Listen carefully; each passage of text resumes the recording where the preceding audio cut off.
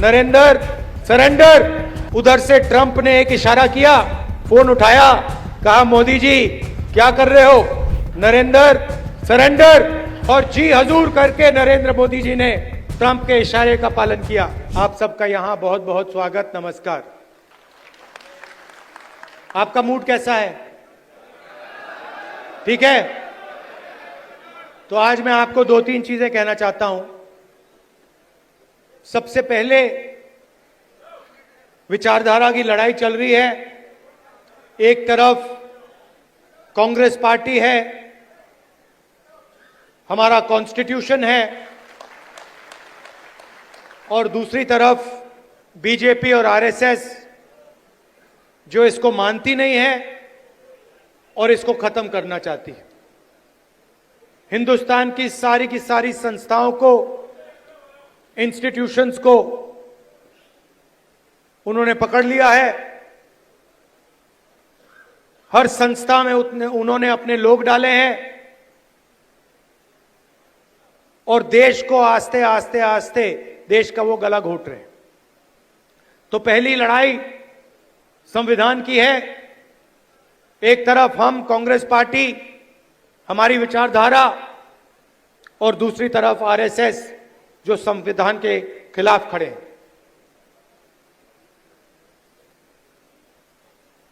दूसरी लड़ाई सामाजिक न्याय की। जीतू ने कहा, जाति जनगणना के बारे में बोला। पार्लियामेंट हाउस में, लोकसभा में मैंने देश से वायदा किया था कि कुछ भी हो जाए, जाति जनगणना लोकसभा और राज्यसभा में पास होगा।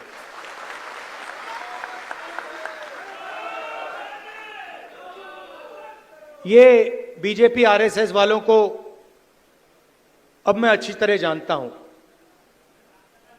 इन पर थोड़ा सा दबाव डालो, थोड़ा सा धक्का मारो, डर के भाग जाते हैं ये लोग। जैसे उधर से ट्रंप ने एक इशारा किया, फोन उठाया, कहा मोदी जी क्या कर रहे हो,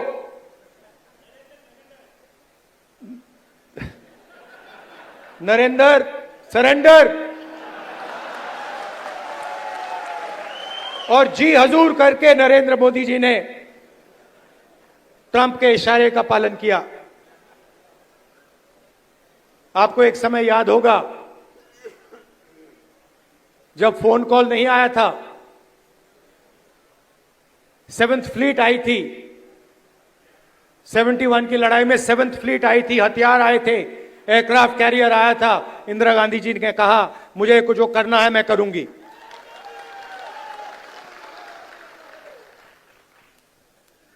ये फर्क है, इनका कैरेक्टर है। ये सारे के सारे ऐसे हैं। आजादी के समय से सरेंडर वाली चिट्ठी लिखने की आदत है। एक सेकंड में थोड़ा सा दबाव पड़े, भैया ये लो।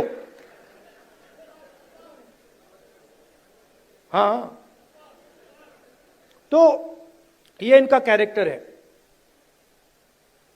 कांग्रेस पार्टी सरेंडर नहीं होती है। गांधी जी, जवाहरलाल नेहरू, सरदार पटेल, ये सरेंडर वाले लोग नहीं हैं। ये सुपर पावर से लड़ने वाले लोग हैं।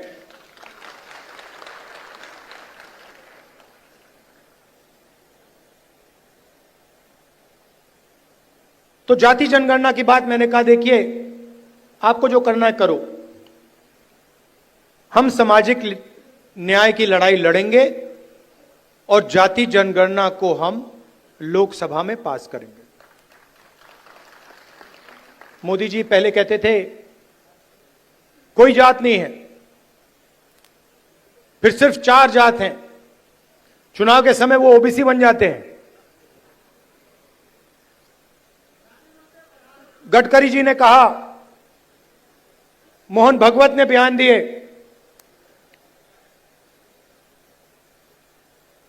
थोड़ा सा दबाव पड़ा, एकदम सरेंडर हो गए। मगर मैं इनको जानता हूं,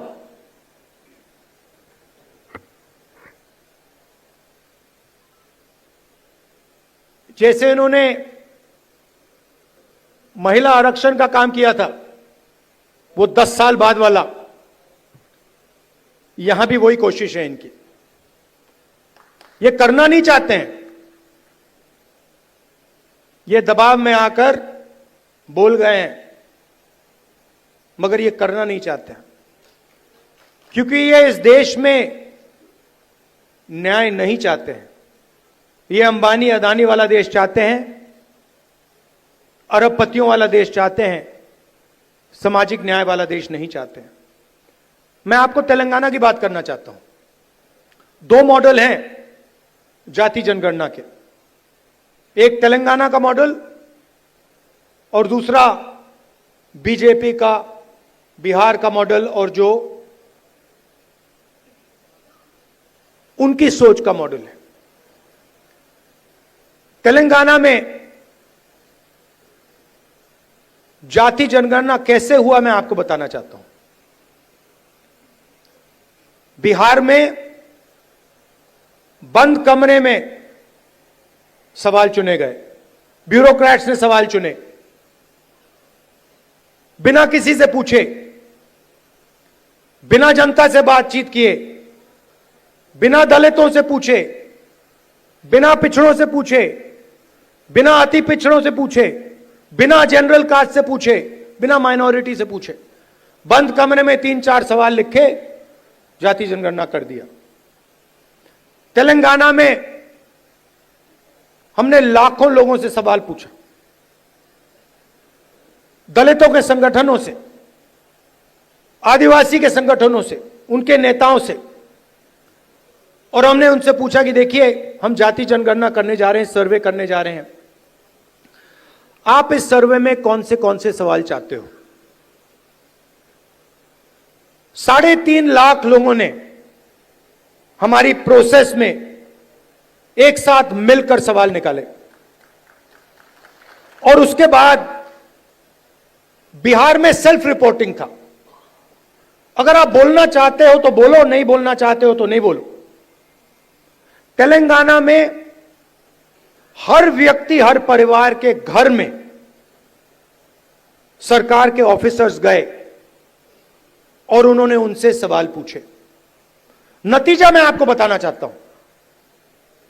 जाति जनगणना में क्या पता लगा। तेलंगाना का जो कॉर्पोरेट स्ट्रक्चर है, प्राइवेट सेक्टर है, आप हैरान हो जाओगे। तेलंगाना का जो प्राइवेट स्ट्रक्चर है, प्राइवेट सेक्टर है, सीईओज, सीनियर मैनेजमेंट, कंपनी के मालिक, इन सब की लिस्ट में आपको एक दलित, एक आदिवासी, एक पिछड़ा वर्ग का व्यक्ति नहीं मिलेगा। यह सच्चाई है। तेलंगाना में जो भी कॉन्ट्रैक्ट सरकार देती है,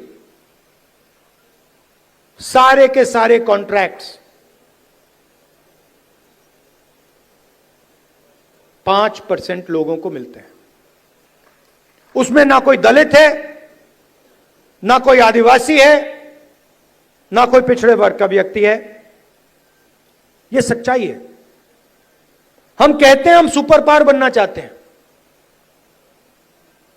दलितों की आबादी 15%, पिछड़ों की आबादी कम से कम 55%, आदिवासियों की आबादी 9%, माइनॉरिटीज 15%, सब जोड़ लो 90% बनता है। इनकी भागीदारी नहीं है। और वही चुने हुए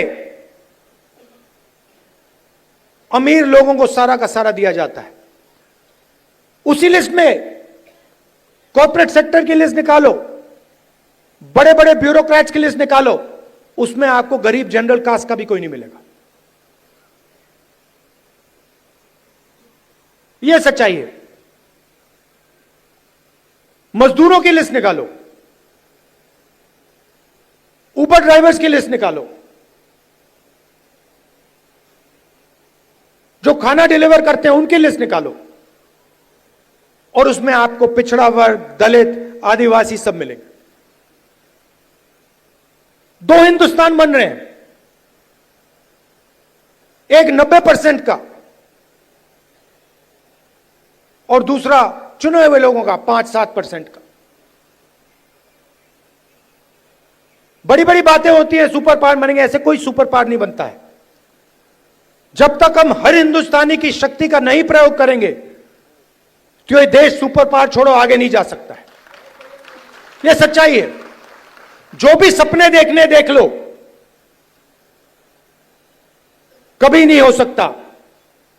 हिंदुस्तान जब ही आगे बढ़ता है जब इस देश की पूरी शक्ति का प्रयोग होता है, जब सब लोगों को लगता है कि हमारी भी भागीदारी है, हमारा भी भविष्य है, हम भी आगे जा सकते हैं। आप मीडिया देखो, पूरी लिस्ट निकाली मैंने, मालिकों की लिस्ट, रिपोर्टर्स की लिस्ट, एंकर्स की लिस्ट। मुझे दलित एंकर का नाम बता दो, मुझे पिछड़े वर्ग के एंकर का नाम बता दो, मुझे आदिवासी एंकर का नाम बता दो, नेशनल मीडिया में बता दो कौन है, मुझे बता दो। जुडिशियल सिस्टम में जाओ, वहां आपको 90% नहीं मिलेंगे। मीडिया में आपको अंबानी जी की शादी दिख जाएगी, डांस गाना दिखेगा, मगर किसान भूखा मर जाए, मजदूर मर जाए, कभी नहीं दिखाई देगा। और पूरा का पूरा धन 2-3 लोगों के हाथ में जा रहा है। डिफेंस की इंडस्ट्री देखो, वहां आपको अदानी दिखेगा। छत्तीसगढ़ में माइनिंग देखो, वहां आपको अदानी मिलेगा। अदानी की सड़कों पे चलो, इंफ्रास्ट्रक्चर भी उसका, सीमेंट भी उसका, और कोई है ही नहीं। मतलब इन 2-3 लोगों को छोड़कर ऐसा लगता है कि इस देश में कोई बिजनेस वाला रहा ही नहीं। उधर अमेरिका में केस लगा हुआ है अदानी के खिलाफ, मगर हिंदुस्तान में जो भी ये करना चाहता है कर सकता है। क्यों? नरेंद्र मोदी का दोस्त है।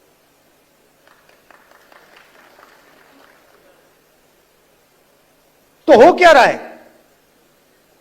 90% को परे कर दिया, गरीब जनरल कास्ट को परे कर दिया, और सारे के सारे बिजनेस यही 5-6 लोगों को दे रखे हैं। नाम आप जानते हो। और ये क्या करते हैं? आप मुझे बताओ, अदानी बनाता क्या है? अदानी पूरा का पूरा चाइना का माल हिंदुस्तान में बेचता है।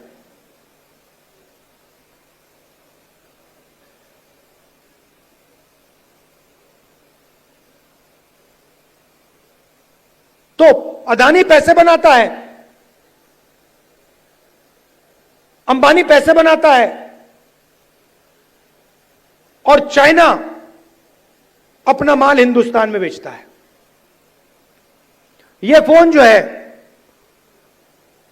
ये अदानी अंबानी जैसे लोग बेचते हैं हिंदुस्तान में, मगर इस फोन से चाइना के युवा को रोजगार मिलता है, हिंदुस्तान के युवा को रोजगार नहीं मिलता है। वो सब कुछ बनाते हैं, शर्ट, पैंट,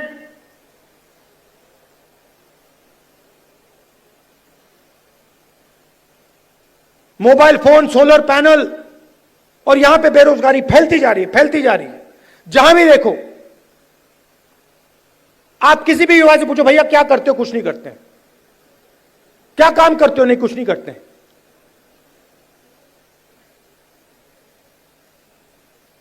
यह हिंदुस्तान की सच्चाई है और इससे छुपा नहीं जा सकता, चाहे मीडिया कुछ भी कहे। देश की सच्चाई है कि इस देश के युवाओं को रोजगार नहीं मिल सकता और इस देश के युवाओं का कोई भविष्य नहीं है।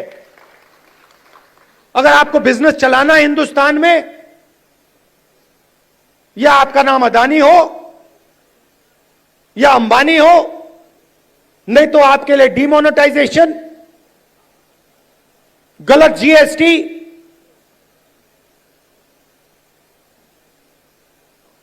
या फिर आप उनके लिए जाके काम करो। जाति जनगणना पूरे देश को दिखा देगा इस देश में किस प्रकार से अन्याय हो रहा है, किसको फायदा मिल रहा है, किसको नहीं मिल रहा है। किसी को चोट लगती है, आपका कभी फ्रैक्चर हुआ है? फ्रैक्चर हुआ है, डॉक्टर ने आपको सबसे पहले क्या बोला? सबसे पहले बोला देखो भैया दिखा दो, एक्सरे करा दो। आपने उनसे कहा नहीं मैं नहीं कराऊंगा एक्सरे। अगर आप कहते मैं नहीं कराऊंगा तो डॉक्टर आपको क्या कहता? फोर्स करता। और अगर तब भी नहीं करते तो फिर लंगड़ाते हुए चलते रहते और डॉक्टर कहता यार ये तो मतलब पागल है ना। तो मैं यही कह रहा हूं, पूरा देश जानता है कि दलितों को, पिछड़ों को, गरीब जनरल कास्ट को जबरदस्त चोट लग रही है। मैं सिर्फ कह रहा हूं देखो भैया एक्सरे करा लो, देख लेते हैं कि है क्या। शायद पता लगे कि कोई प्रॉब्लम ही नहीं है। शायद जाति जनगणना के बाद पता लगे कि कोई प्रॉब्लम ही नहीं है, सब कुछ ठीक है। कॉर्पोरेट सेक्टर में हर वर्ग के लोग हैं, जुडिशरी में हर वर्ग के लोग हैं, कोई प्रॉब्लम नहीं है, ठीक है। मगर अगर एक्सरे से पता लगा कि टांग टूटी हुई है तो कुछ ना कुछ तो करना पड़ेगा ना। तो इसीलिए बीजेपी नहीं चाहती है, क्योंकि अगर जाति जनगणना हो गया तो ये इनका जो अदानी अंबानी वाला मॉडल है ये वहीं खत्म हो जाएगा। क्योंकि देश को पता लग जाएगा कि 90% को कोई फायदा नहीं हो रहा है, ये 5-10% को सारा का सारा हिंदुस्तान का धन जा रहा है और जनता अपने आप खड़े होकर उसको रोक देगी।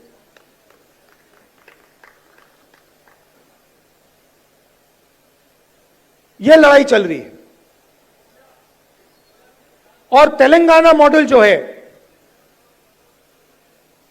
वो जाति जनगणना करने का सही मॉडल है।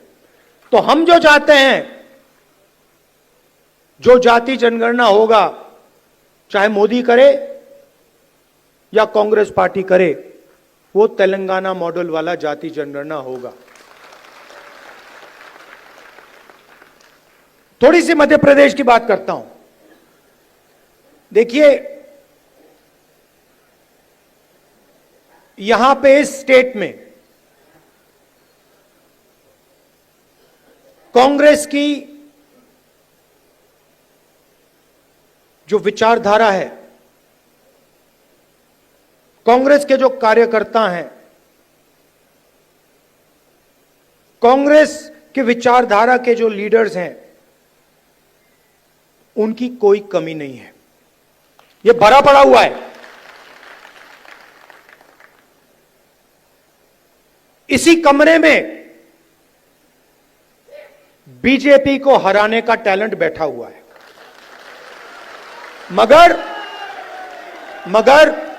मगर आपके हाथ बंधे हुए हैं।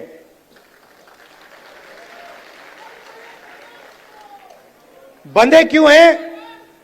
क्योंकि आपकी आवाज कांग्रेस पार्टी के संगठन में ठीक से नहीं सुनाई देती है।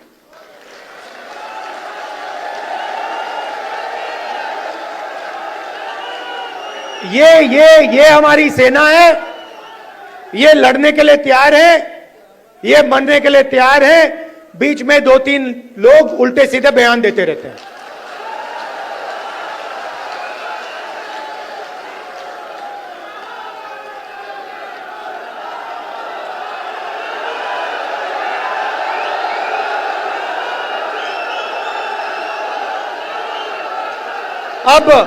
अब कोई ऐसे लोग हैं जो फ्रस्ट्रेशन में दे देते हैं, कोई ऐसे लोग हैं जो थोड़ा बीजेपी का भी काम कर लेते हैं, और हमें कहीं ना कहीं से तो शुरुआत करनी होगी। तो वर्किंग कमेटी ने निर्णय लिया है कि शुरुआत डिस्ट्रिक्ट और डिस्ट्रिक्ट प्रेसिडेंट के पोस्ट से होगी, और वहां से, उस शुरुआत से हम पार्टी को मध्य प्रदेश में, गुजरात में, बाकी प्रदेशों में खड़ा करेंगे। अब यहां पे डिस्ट्रिक्ट प्रेसिडेंट आए हैं, और आप में से ऐसे लोग होंगे जो पूरी शक्ति के साथ, दिल के साथ कांग्रेस पार्टी के लिए काम करते हैं, और ऐसे भी लोग होंगे जो थोड़ा थक गए हैं या जिनका मूड ठीक नहीं है, जो ज्यादा टेंशन लिए हैं। अब रेस के घोड़े और बारात के घोड़े को अलग तो करना ही पड़ेगा, और पहले मैं कहता था 2 टाइप के हैं। एक रेस का घोड़ा है, कांग्रेस पार्टी कभी कभी रेस के घोड़े को बारात में भेज देती है, ये कमलनाथ ने कहा है, और कभी कभी बारात के घोड़े को रेस की लाइन में खड़ा कर देती है, उसको पीछे से वो एक चाबुक पड़ता है, वो वहीं बैठ जाता है। मगर एक तीसरी कैटेगरी है, एक हुआ बारात का, दूसरा हुआ रेस का, एक तीसरा भी होता है। कौन सा होता है? लंगड़ा घोड़ा। तो ये छांटना है हमें, लंगड़ा कौन सा है, रेस का कौन सा है, बारात का कौन सा है। बारात वाले को बारात में भेजना है, रेस वाले को रेस में डालना है, और लंगड़े वाले को रिटायर करना है कि भैया ये लो, थोड़ी सी घास चरो, घास खाओ, घास चढ़ो, पानी पियो, रिलैक्स करो, बाकी लोगों को तंग मत करो, बाकी घोड़ों को डिस्टर्ब मत करो, नहीं तो फिर कार्रवाई करनी पड़ेगी। जो लंगड़ा घोड़ा होता है, अगर वो डिस्टर्ब करता है तो उसके साथ क्या होता है जानते हो? वो मैं नहीं कहूंगा। तो ये बदलाव लाना है। गुजरात में हमने नए डिस्ट्रिक्ट प्रेसिडेंट्स चुने, दिल्ली से ऑब्जर्वर आए, एआईसीसी से ऑब्जर्वर आए, गुजरात के नेताओं के साथ वो हर डिस्ट्रिक्ट में गए, और उन्होंने कार्यकर्ताओं से बात की, लोगों से बात की, नेताओं से बात की, जिनको कांग्रेस पार्टी में सीनियर लीडर कहा जाता है, उनसे भी बात की, और नाम चुनकर उन्होंने दिल्ली भेजे। मैं 2 लिस्ट देख रहा था, पुराने डिस्ट्रिक्ट प्रेसिडेंट्स, और मैं ये नहीं कह रहा हूं कि उसमें अच्छे लोग नहीं थे, और उनको फिर से डिस्ट्रिक्ट प्रेसिडेंट बनाया जा सकता है। तो हम किसी को कैंसिल नहीं कर रहे हैं। अगर आप अच्छा काम कर रहे हो, जो यहां डिस्ट्रिक्ट प्रेसिडेंट बैठे हैं, अगर आप अच्छा काम कर रहे हो, आपको कोई घबराने की जरूरत नहीं। मैंने वो 2 लिस्ट देखी, जमीन आसमान का फर्क है। एक लिस्ट कहना नहीं चाहिए, मगर सीनियर नेता के असिस्टेंट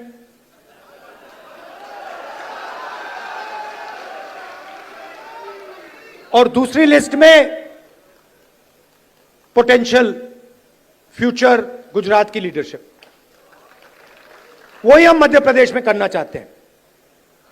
और अगर हम ये नया बदलाव ला रहे हैं तो ये सिर्फ डिस्ट्रिक्ट लेवल पे नहीं रुक सकता है, ये एक कदम है।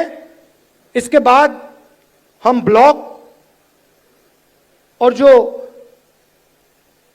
गांव तक का लेवल है, लोकल बॉडी का लेवल है, वहां भी जाएंगे। मगर मैं जो डिस्ट्रिक्ट प्रेसिडेंट बनेंगे और सचमुच में इसी कमरे से बनेंगे, मैं आपको एक बात कहना चाहता हूं और आप अच्छी तरह सुनिए। जो लोग मध्य प्रदेश में कांग्रेस पार्टी के डिस्ट्रिक्ट प्रेसिडेंट्स बनेंगे, वो ही इस पार्टी को मध्य प्रदेश में भविष्य में चलाएंगे। कैसे? जो नया डिस्ट्रिक्ट प्रेसिडेंट बनेगा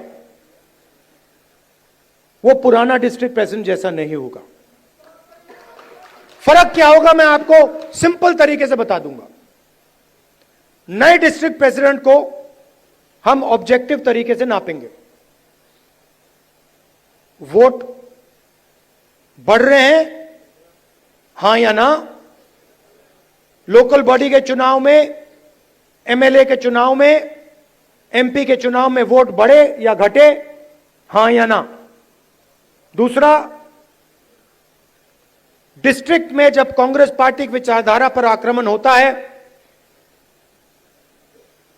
किसी दलित को, आदिवासी को, पिछड़े वर्ग को, गरीब जनरल कास्ट को, महिला को मारा जाता है, पीटा जाता है, दबाया जाता है, माइनॉरिटी को मारा जाता है, पीटा जाता है, दबाया जाता है, कांग्रेस पार्टी क्या वहां खड़ी मिली या नहीं मिली? और तीसरा, न्यू जनरेशन लीडरशिप, चाहे वो पार्टी के अंदर हो या पार्टी के बाहर, क्या उन लोगों को डिस्ट्रिक्ट में बढ़ावा दिया जा रहा है?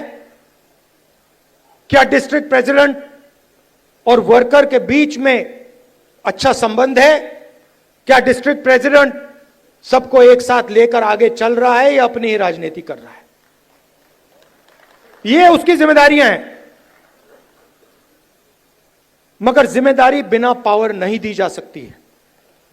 मैंने आपको जिम्मेदारी दे दी, मैंने आपको माइक दे दिया और ये जो कांग्रेस पार्टी में हम करते रहते हैं, इसका कोई मतलब नहीं। तो अगर हम आपको माइक दे रहे हैं तो उसमें कम से कम 440 का करंट होना चाहिए। और 440 का करंट हम कैसे देंगे?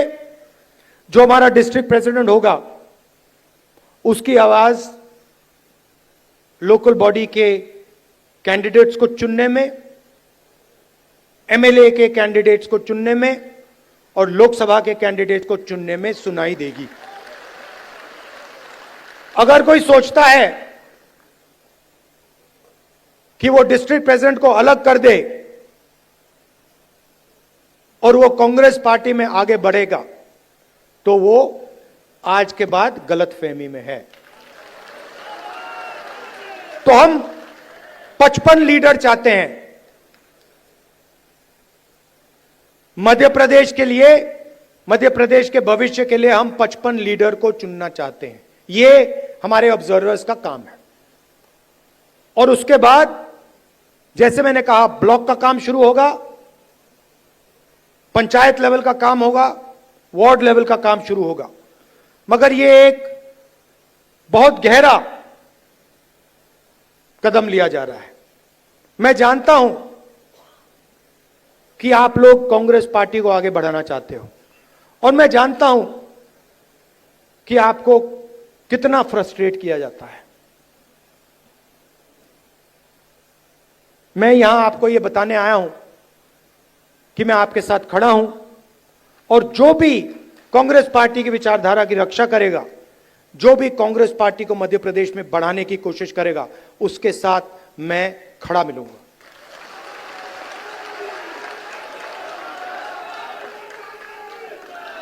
मध्य प्रदेश में कांग्रेस पार्टी की कोई कमी नहीं है।